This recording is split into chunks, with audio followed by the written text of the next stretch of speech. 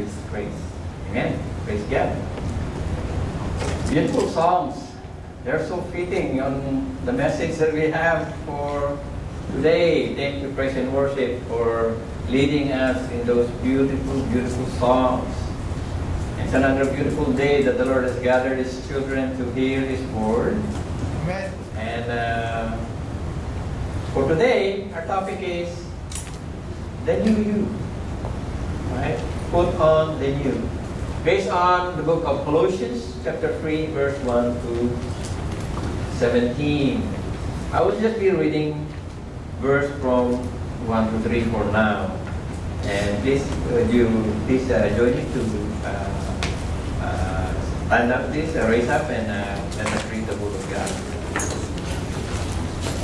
If you have your Bible, please turn your Bible in Colossians chapter 3, verse 1 to 3. And this is written in the NASB translation. This is what it says. Therefore, if you have been raised up with Christ, keep seeking the things above, where Christ is, seated at the right hand of God. Set your mind on the things above, not on the things that are on earth. For you have died, and your life is hidden with Christ in God. Let's pray.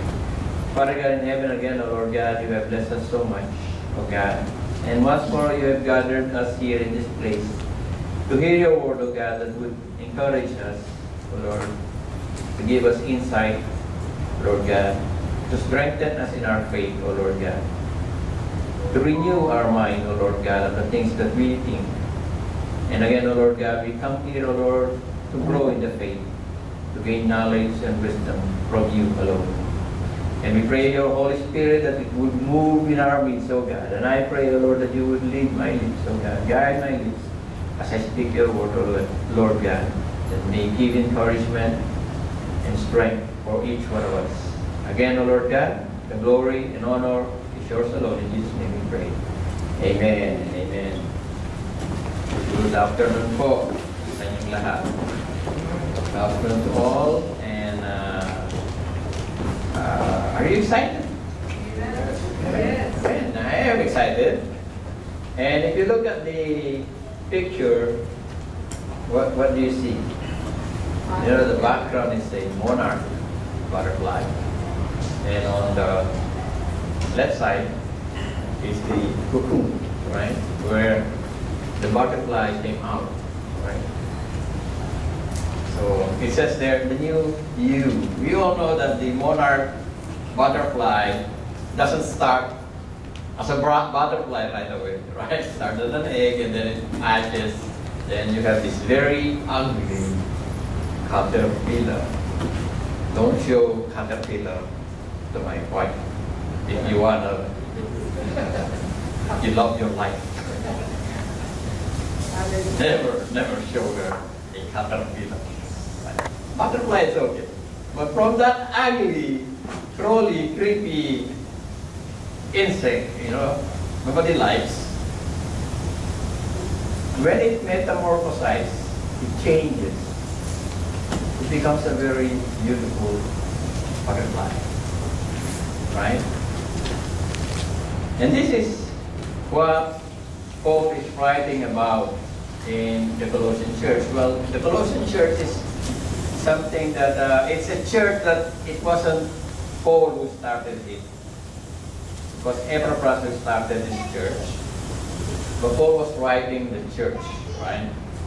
And there are some admonitions, there are some things that Paul has written these believers in Christ.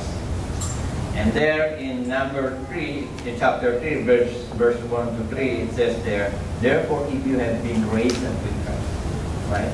It's a question, if you have been raised, right?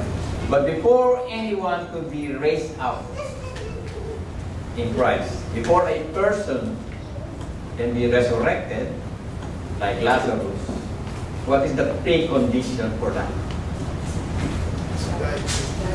You have to die first, right? The doctor will not resuscitate you if you're still alive, right? It only resuscitates a patient when it goes to flat line, right? If a person dies. And here Paul is saying, if you have truly been raised up with Christ, keep seeking the things that are above. Focus. Focus, right? Where is our focus? It says here, keep seeking the things that are above, where Christ is. That's why the song here, they're lovely, I want to be where you are, right? And we know Christ is in heaven, and also Christ resides in the heart of all those who love Him. Seated on the right hand, and then in verse 2 he says, set your mind on the things above. Twice mentioning it, right? Set your mind on the things above, not on the things that are on earth. For you have died, and your life is hidden in Christ Jesus our Lord. Right? Set your mind on the things above. But there are some few questions here that I would like to ask to everyone. Where does our affection lie? Where does our mind is set on achieving or attaining, or things that are priority in our lives? If you look at it in the picture, there is gold, money, wealth. So some people, their aim is to get rich, get a lot of money. I mean, money, we need it all, right? You can't live in Canada without money. None of these things are bad by themselves, right? We need money. Some people like traveling. They want to go to this place, I want to go to this place. I also myself has something in mind that I want to go visit one day. No, I want to go to Japan. I want to go to Israel, right? There are some places that we want to go, we want to see it, right? As I said, nothing is bad if you want to see those places, right? A nice home. Who doesn't want to have a nice home, right? You don't want to rent, right? I remember when my wife and I got married, we started zero. So at least I'm sure I didn't marry her because of her money, and she didn't marry me because of my money. Because both of us, we don't have any money. 0-0, right? Because her money, she sent home to her parents, and I sent my money to my mom and dad, right? So we were both single. So when we got married, we decided, okay, to just get married into the city hall. But Pastor Lino didn't agree. He said, no, you have to be married in the church. So I said, we only have 2 million. No, maybe 6. So we decided eventually, because of them, they didn't want to agree. Okay, we got married. Our budget, you wouldn't believe, is only $3,000 for the wedding. Right? $3,000. The gown already cost more than $5,000. We went to Spadina. Right? He couldn't afford the gown itself. So my wife decided to buy a fabric land, a satin cloth, and she sewed her own gown. Wow. Okay? So her own gown, she sewed it, right? Because we don't have money.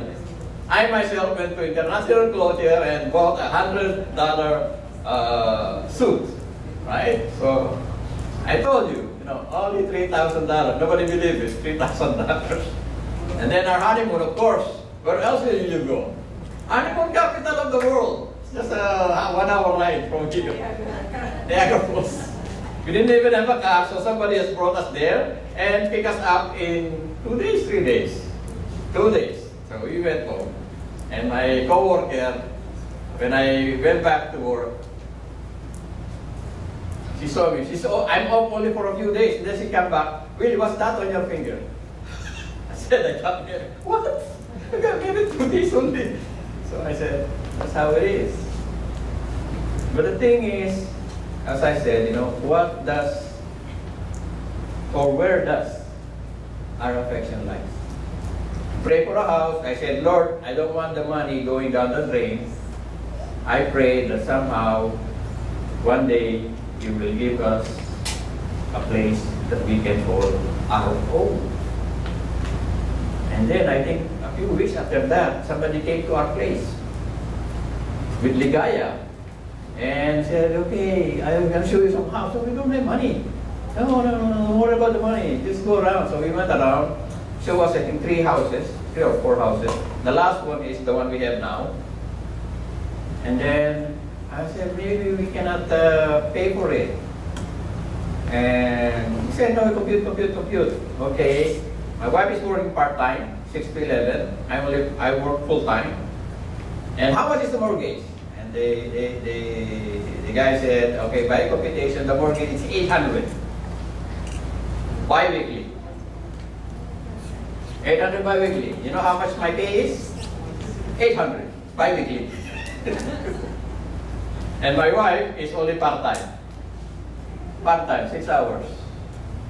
How are you going to survive? Who's going to pay the utilities?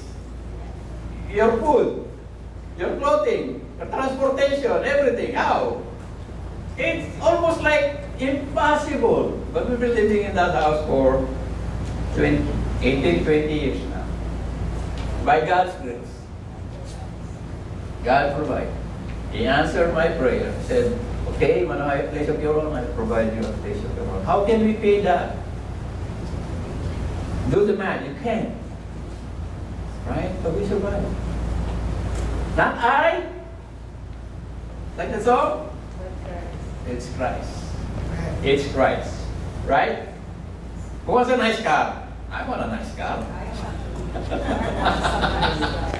Eh? It's not bad if you can afford it. Okay? You cannot afford it. Okay? Get something safe. And that will bring you from A to B. Right? Don't care about the color. Don't care about the brand, as long as it's safe and reliable and can bring you from A to B safely. That would be nice. If you have more money, maybe you can get a Ferrari or a Lamborghini. Right? But where does your affection lies? Does your affection lies on these things? Is this the focus of your life? To get more money. You know, the primary here is money. If you have money, you can travel, you can buy a house, you can buy a car. You can get a good spouse too. Right? So, where does your affection lies? What is the priority of your life? What is the thing that you struggle to get? Right? Is this the things that you struggle to get? To attain? Right? So fleeting, right? It will be gone in a second, right? The next question is, to whom does your affection lies?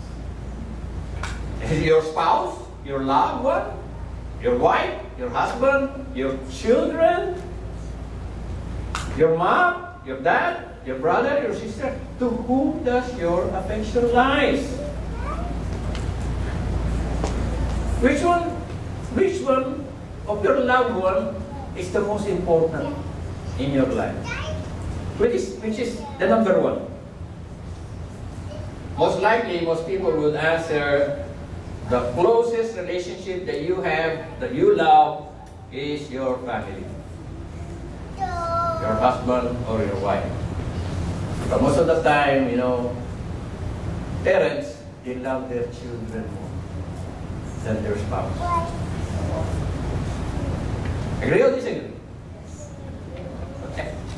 You could get rid of the spouse, but my children, in no way you're going to get rid of my children. I love my children.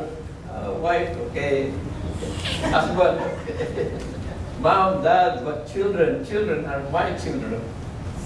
They all came from me. They're the most special, right? Another question is, where does or to whom does your affection lie? We all know our loved ones will one day come into, right? They will come into. We will come into, right? Some people, they like Elvis Presley. They say he's still alive, but I don't think he's still alive by now, right? A lot of people follow Adolf Hitler during the war. There are a lot of famous people here, right? They make them as idols. Like, oh, idol. The Bible clearly says you shouldn't have any idol. These are the two questions. To where does your affection lie? And to whom does your affection lie? Is answered by the verses that we have just read a while ago. Right? If you have been raised up with Christ, keep seeking the things that are above where Christ is. Right? Where does your affection lie? It says here, seek the things that are above. Right? Mention it twice. Not the things that are on earth. These are the things that are on earth. Right? A nice house, a nice car, a lot of money, nice places to visit. Right? But set your mind on the things above, not on the things that are on earth, because Christ is there. For you have died, and your life is hidden with Christ in God. I was checking this one, and I was thinking, like, what does the Lord says then? What does He mean, hidden in Christ? Right? You have died, and your life is hidden with Christ in God. It means kept laid up with God in heaven, meaning your security. You are secure in the hands of God if truly you have been raised up with Christ. Meaning to say, your old self has died. When your old self has died and you are renewed in Christ, that's why I love the stuff that we have sung, which mention also renewal, right? You have been renewed in Christ. Then your life is not only secure here, it's also secure over there. All these things that mankind try to seek will vanish away. Everything will be gone. I remember that animated short that I have watched one time. And in that animated short, there is a post in the garden, a very tall post, and all the caterpillars trying to climb up that post, right? So a lot of caterpillars trying to go up, and each one is pushing one, kicking one, grabbing one. Everybody wants to go up, and each one of them are trying to, overcome the other ones, right? See, this one is kicking. So this one caterpillar tried to climb up, and he was almost like halfway, and then somebody pushed him. Right? So he fell. Went back again. He tried again. Climb up again. Then again he was pushed. Went down and climbed up again. Many times he tried to reach up the top, and finally he was able to reach the top. And you know what's on the top? Nothing. There's nothing on the end of the stick. And he was wondering, like, why all these caterpillars trying to reach the top of the stick?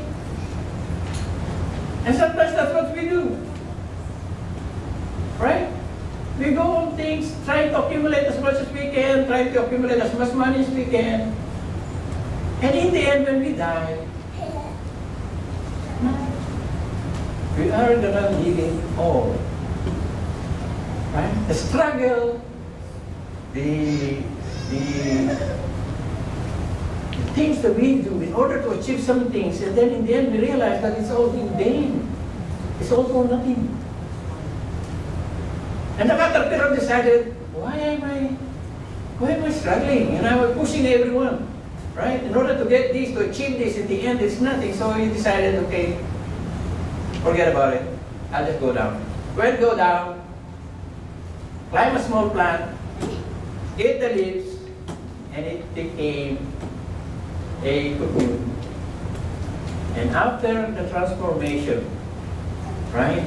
After the transformation, he became a butterfly. And finally, he was free. He was free. He doesn't need to push anyone. He doesn't need to struggle. He will fly.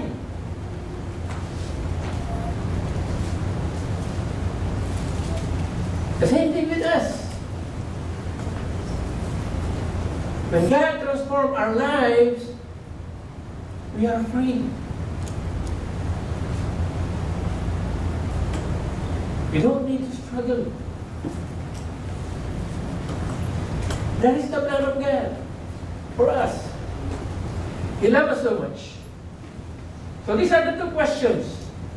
And I know the true believers in Christ, we know to where our affection lies above. And to whom our affection lies, of course, there's no other one except Jesus. Right? Our Lord Jesus Christ.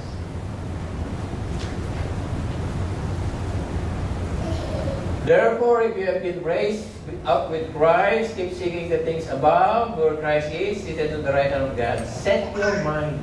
Set your mind. The priority. Prioritize.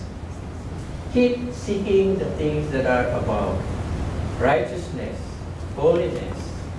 Right? Keep this in your mind. Never forget it. Because everything else will vanish away. Right? As Paul mentioned, seek on the things that are unseen. The unseen are eternal. Right? The ones that are seen are temporal. They will come and they will go. Seek up or store up yourselves treasures in heaven, neither moth nor rust can destroy, where thieves do not break.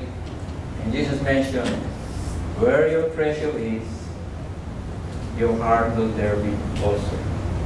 So where are your treasure? In the bank? In the vault? Right? Or some people will say, oh, my family is my treasure. Where does your treasure? Where is your treasure? Is it in heaven? Or is it somewhere else? Right?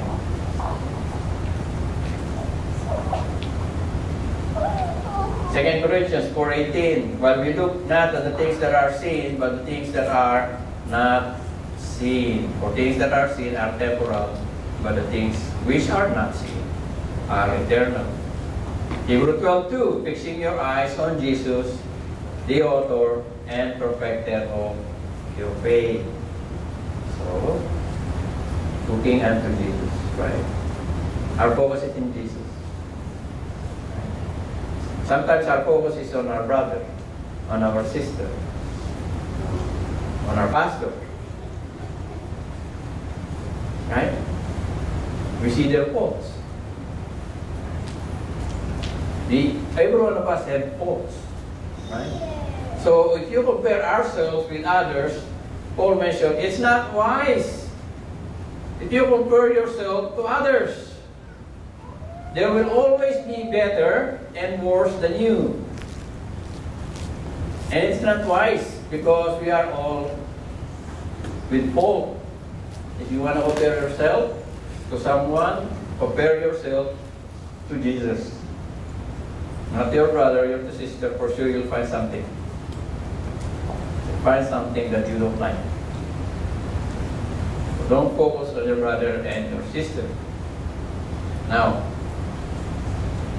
there are two instructions that Paul mentioned here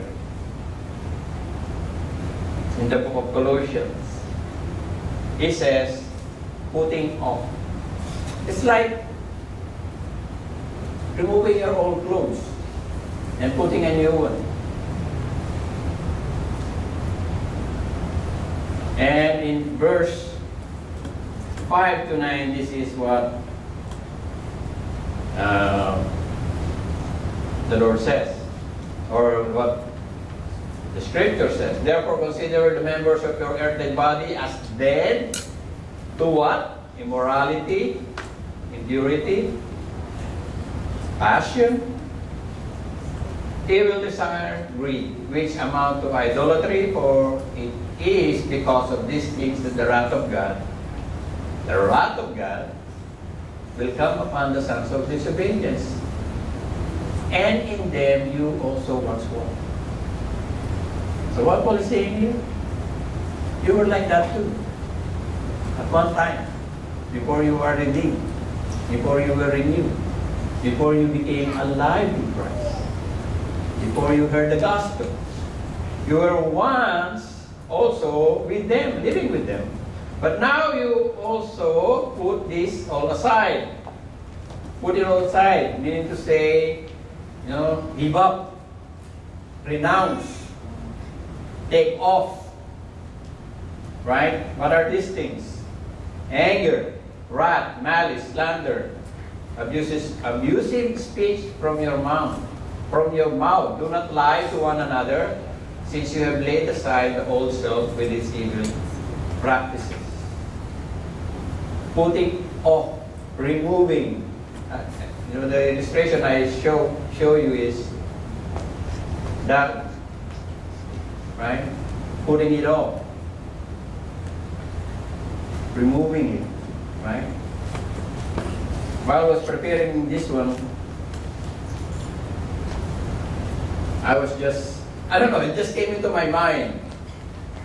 If you are a fan of superheroes, Batman and Superman, right? What's the difference between Batman and Superman? Superman is very strong. Batman has no superpower, right? But if you look at these two people, the alter ego of Bruce Wayne is Batman.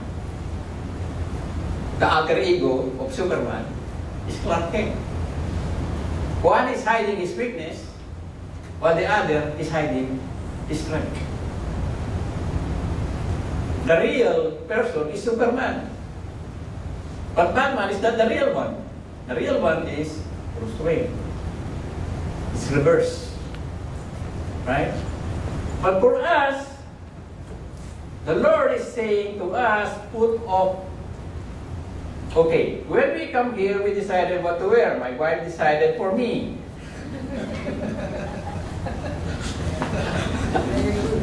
Okay? I don't know who decided for you guys. You choose the clothes, right? Why? Why did you choose to wear those clothes that you wear now?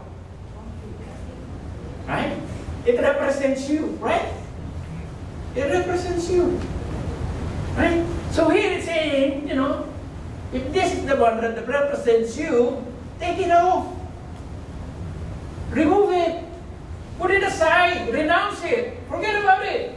Because you are no longer like this. Remember our two message, walking the line?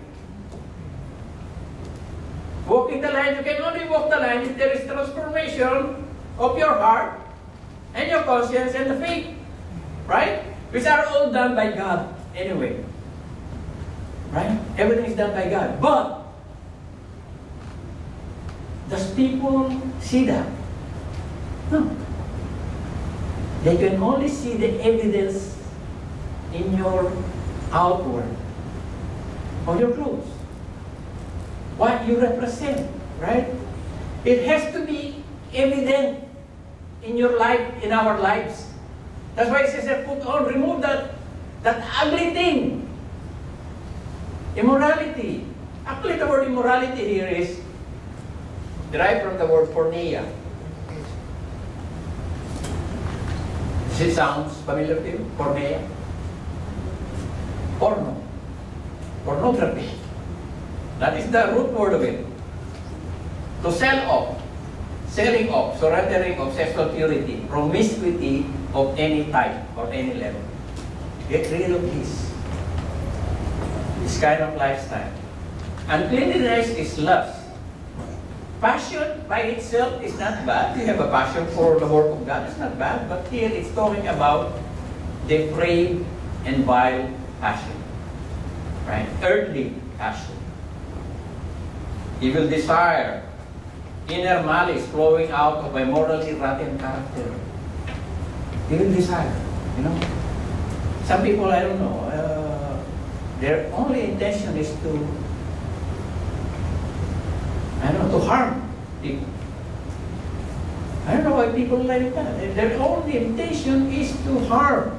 Even if they don't do it, their mind is already planning or already contemplating on making harm to other people for their own advantage. Greed, covetousness, lasting for a greater number of temporal things that go beyond what God determines is eternally best. Meaning to say, you know, if we are in Christ, God guarantees us that we will never beg for bread. God guarantees us that He will provide for us our needs. What are our needs? Food, shelter, clothing. I have food on my table. I have clothes on my back. I have roof over my head. Anything extra from those three is bonus. So if you have those three, you are already rich. God has already provided for you your needs. Right? If you have extra, good. But before you indulge yourself with many things, you have to consider other people also are in need. Okay? Because, as I was saying, you know, sometimes it's just a luxury to us, right? When we spend something for luxury, it's already livelihood for other people. You know what I mean? If we could afford to have these simple things and not going overboard and taking up luxurious things, just think about it. For us, we are aiming for luxury where others, the money might have been used already for their livelihood, for their survival. So there's the reason why the Lord has blessed you.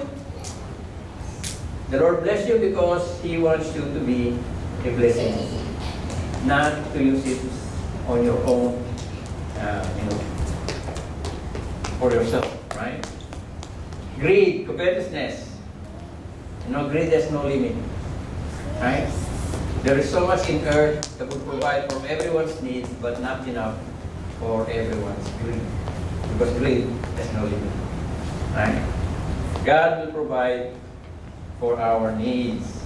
Put away, set aside, renounce, anger. The word anger there is something like, you know, when you boil a pot. You have a pressure cooker. Now when you turn the pressure cooker, it doesn't boil right away. It takes time, right? And then, when you know that it's already reached a certain point, what does it do? You whistle, right? Like this, right? So anger here is not something that is sudden. Anger mentioned here is smoldering fire. Meaning to say, it's like those fire that, you know, starts smoking and you don't see the fire yet, but it's already smoking, smoldering already. That is anger. Right? Are you angry with someone? You're trying to restrain yourself, but it's already like about to explode. Have you felt that with somebody? You're restraining it, but you know it's already inside. It's like slow cooking. Right? That is anger meaning here. Deep, smoldering bitterness. Just because you didn't get what you want, you are bitter.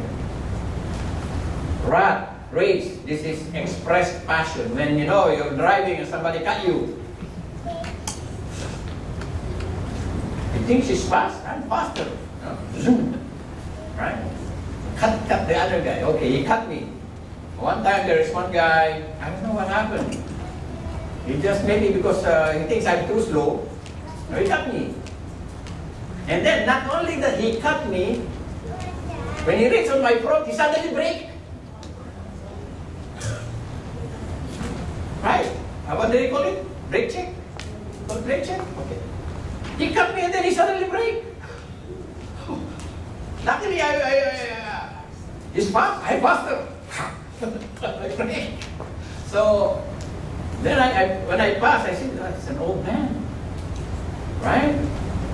Anger, wrath, rage, expression, all right? Like this, something that you express it already. Road rage, right? let it go. Your pastor, okay, fine, go ahead. You're in a hurry, maybe.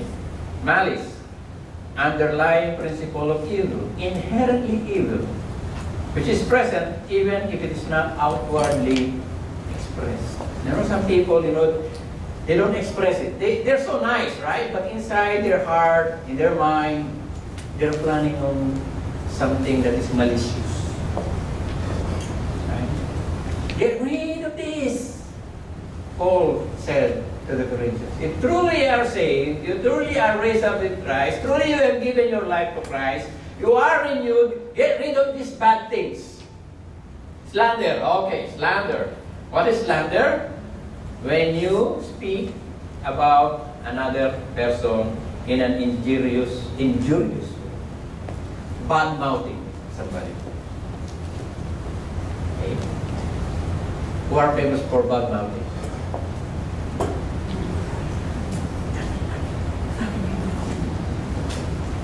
Right. So, slander. Not only women, also guys. Okay? Injurious speech. Right? What do they call it? Character assassination. Right?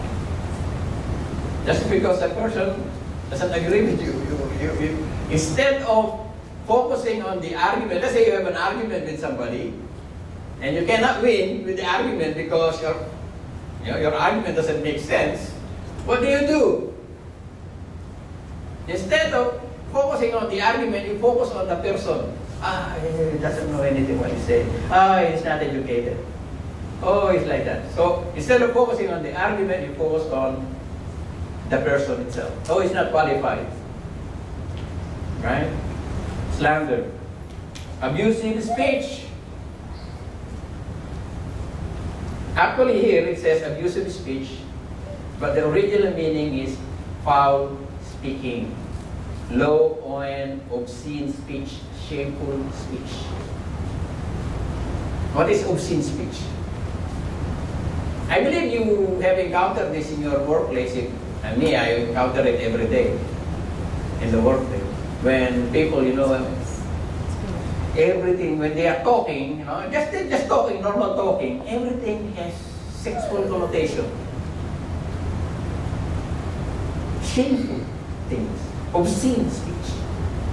Just normal things, and then they suddenly, they I don't know, the way they say it, it's like something obscene.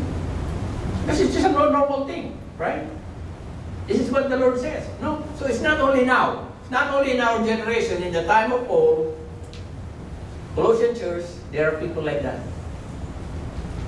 Their mouth, when they speak, it's always obscenity. Right? And then it says there, lying. Okay? You have to go back there, sorry. There you go. Number 9. Do not lie to one another, since you laid aside the old self with its evil practices. What is lie? Is willful misrepresent, mislead, to deceive. It's so sad, sometimes you see this in the church. Brothers deceiving brothers. Brothers deceiving sisters. Sisters deceiving sisters. Sisters deceiving brothers. You see this? What's the reason? Why did they lie? Right? To protect themselves, maybe. Or sometimes to take advantage of somebody. Sometimes people lie to protect somebody. But most of the time, people lie to take advantage of somebody. Because they have personal agenda. They have personal motives. They lie. And this is what Paul said, This is one of them. Get rid of this. Don't lie to one another, But sometimes people lie because they're ashamed. There are too many judgmental people in the church. Sometimes it's so hard, for Christians. They could not even open up with their brothers and sisters because they feel that they were going to be judged. It's so hard if we have that kind of community, right? You don't trust. You cannot trust with your brother because you know this person is just judgmental. Right? You don't know what I'm going through. And I don't know what you're going through, right? And sometimes we struggle. We struggle, right? Remember the butterfly? I had another story. And the guy is watching this cocoon. From the time it's a caterpillar, it became a cocoon, until it's about to come out of the cocoon. So he was observing the butterfly, and the butterfly has difficulty, struggling, coming out of that shell, right? So he said, it's a long time. I mean, the butterfly is really struggling, cannot come out. So what he did, he took a tweezer and started to help the butterfly to come out. Took the covering of the cocoon and, okay, I'm gonna help you out. So remove the shell so that the butterfly could come out quickly. The butterfly actually came out quickly. Unfortunately, the butterfly wings are not stretched. They didn't stretch. They remain crumpled. And the butterfly was unable to fly. And the butterfly eventually died. You know why? Because part of the development of the wings is the struggle. The struggle. The difficulty of coming out from there, from that shell, from that old shell, from that old shell, the struggle actually makes you strong. Right? So sometimes the Lord allows us to go through that. You know, the old self is so hard to get rid. Difficult. But that struggle actually helps us to become mature. If everything is easy, you will not appreciate it. It is in the difficulty that we praise God. And yet, not I, Christ. Now, get rid of this. Let us all get rid of this. Remove this dirty, filthy rags. Let us put on. Put on what? To put on? Put on the new self. Remember, when you become a believer in Christ, the transformation is from inside to outside, not from outside to inside. Remember my illustration? I don't know if you remember my illustration. The egg, when the breaking of the egg coming from the inside, life begins. But the egg, when you break it from the outside, life ends. You get it? Because when you crack an egg from the outside, it will never develop. It will only begin life when the cracking is from inside. Meaning to say, for us, the changing should be from the inside, not from the outside. Put on the new self. Now it's not a matter of position, it's a matter of behavior. If you gave your life to Christ, you are already transformed. You are a new creation. You are new in Christ. Right?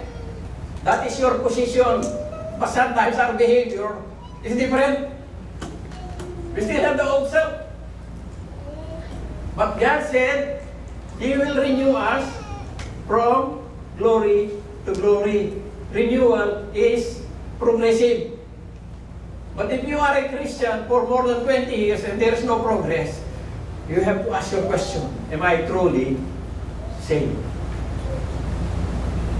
Right? I understand, a new believer. Right? Struggling. You grow in the faith. It's directional. Direction, not perfection. What is your direction? Is your direction worldly or your direction is godly? Right? What is your direction? No. What is the things that says here? Who is being renewed to a true knowledge according to the image of the one who created me. And there's no distinction. There's no male, no female, no Greek. Everyone is the same. Those who have been chosen by God, holy and beloved, put on a heart of compassion, kindness, humility, gentleness, and patience. Who could disagree with these things? Only the devil will disagree with these things. Patience, love, humility, kindness. Who would disagree with these things? If the body of Christ are like this, full of humility, full of kindness, full of patience, bearing one another, forgiving one another. Whoever has a complaint about, whoever has a complaint, si kapatid ganyan eh. Kapatid ganyan eh. Right? If you have a complaint, forgive. How do you expect God to forgive you? You cannot forgive. Right? Beyond all these things, put on love. Because if you love somebody, you will not harm them. You will not think something bad of them. That is actually the glue of the church. If we love one another, then we have no problem to have unity and harmony. Right? We are all together in Christ, loving Christ. Our direction is the same. The only thing is when somebody comes and is not in the same direction, is on the other side of the direction. Right? Then you will have struggle. You will have problems. But if we are all in Christ, we are in one direction to please God. Although we are not at the same level of faith, like the one mentioned there, get rid of this, get rid of this. Sometimes we still have a few of this, a few of that, not 100%, because the Lord is not done with us yet. Not done with me yet. Not done with you yet. We still are in the process of renewal. Gradual transitioning.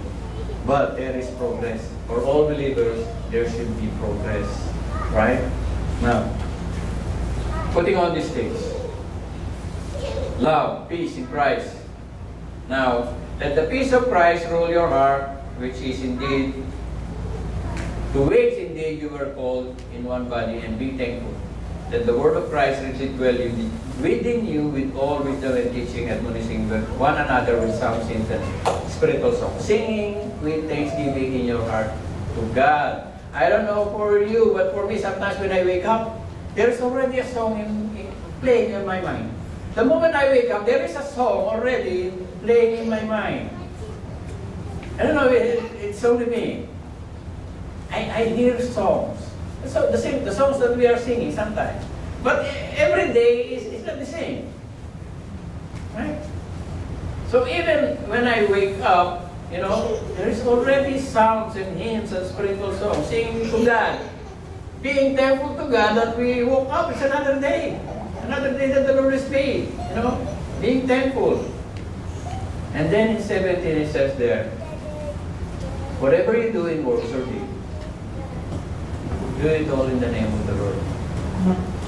Do it all for God. I know it's so difficult, especially your boss is mean, right? Sometimes you have a mean boss, right? I used to have a mean boss.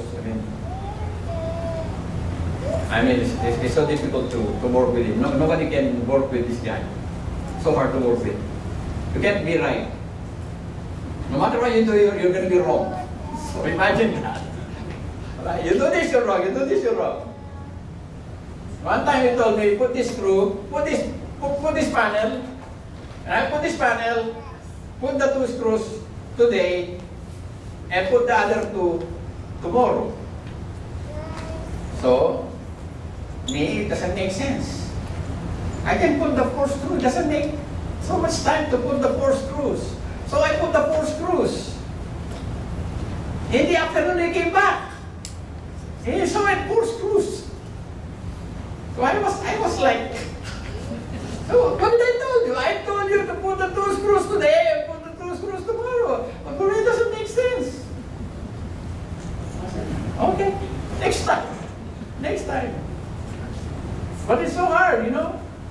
But once you realize, it's not, doing all for God, for Christ. As in serving Christ, serving the Lord. Be patient, right? Giving thanks to God because nothing happened in your life, nothing happened in my life unless God allows it. He's in control. If you give your life to Christ, everything is under His control. Anything that happens to you is not an accident. It is permitted by God, allowed by God for a certain purpose that we ourselves don't know. Maybe it's for our spiritual growth. You have spiritual problem, you have financial problem, you have family problem, you have health problem, all these things. You give your life to Christ, these are all allowed by God for a reason. Right? So that's why Paul said, always giving thanks. Right? We should act the way who we really are. Right? Get rid of that because you are already changed from within. The only thing is that we have to show this, outward manifestation of who we really are. If we are truly saved. Let us pray. Father God, thank you, O Lord, for once more reminding us of your word, O God, that we should put off all these things that, the filthy rags, all the things that are detestable, O Lord God, that we once were, O God, and we thank you. It's by your grace and your mercy and your love, O God, your sacrifice you did on the cross to die on our behalf, O God, to save us from these wretched lives that we have. We only owe to you, O God. We thank you, O Lord, for saving us. And we pray, O Lord God, that you would grant us, O God, the strength to persevere, O Lord God, to live a life that is pleasing to you and honoring you. We pray for strength, O God, for patience.